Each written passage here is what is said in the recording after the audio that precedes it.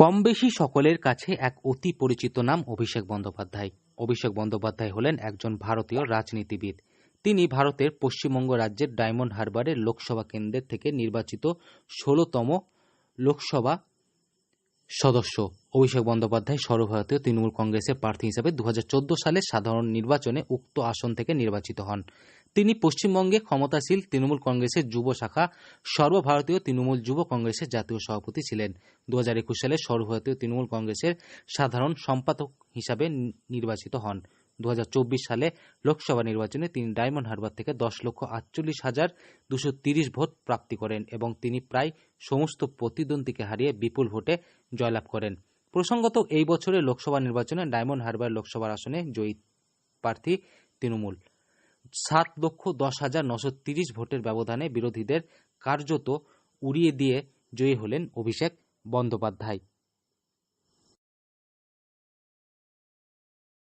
মাননীয় সাংসদ অভিষেক বন্দ্যোপাধ্যায় এবং উনি যে বিপুল ভোটে জয়ী হয়েছেন সেই খুশি আমাদের সকলের খুশি।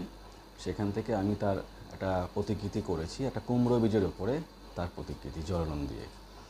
মূলত একজন মাইক্রো পেইন্টার, একজন চিত্রশিল্পী হিসাবে আমার একটা ছোট্ট উপহার তাকে আমি দেওয়ার জন্য আহ্বান জানিয়েছি আমাদের মাননীয় বিধায়ক ডক্টর আশিস বন্দ্যোপাধ্যায় মহাশয় তাকে, এবং তিনি এটা নিয়ে কথা বলবেন এবং সেই মতো আমি এগিয়ে যাব তাকে দেওয়ার জন্য।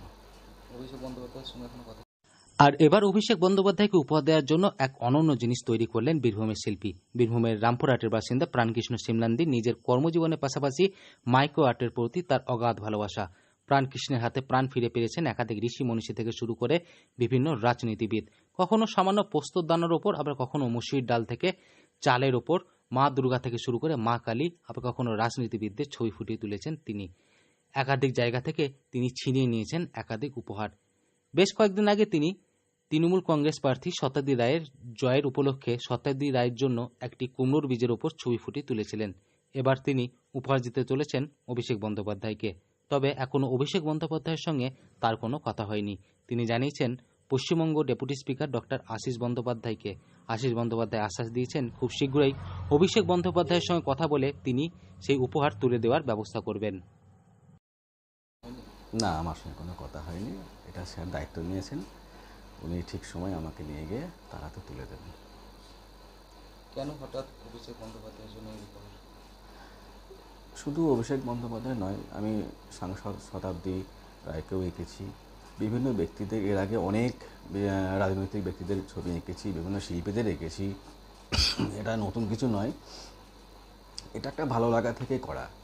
এটা আমার খুব ভালো লেগেছে এবং তার যে জয়, এত লক্ষ ভোটে যিনি জয়ী হয়েছেন, এটা আমাদের রাজ্যের একটা বড় পার্ট। আমার যারা বন্ধুবান্ধব, যারা শুভাকাঙ্ক্ষী আছেন, সকলে এটা চেয়েছিলেন যে একটা তোর হাতের উপহার দিলে হয়তো আরও খুশি হবেন। কতদিন সময় লেগেছে? এটা 3 দিন সময় লেগেছে আমার। কি নাম? আমার নাম প্রাণকৃষ্ণ সিমলান্দি। বীরভূম থেকে সৌভিক রায় রিপোর্ট, লোকাল 18 বাংলা।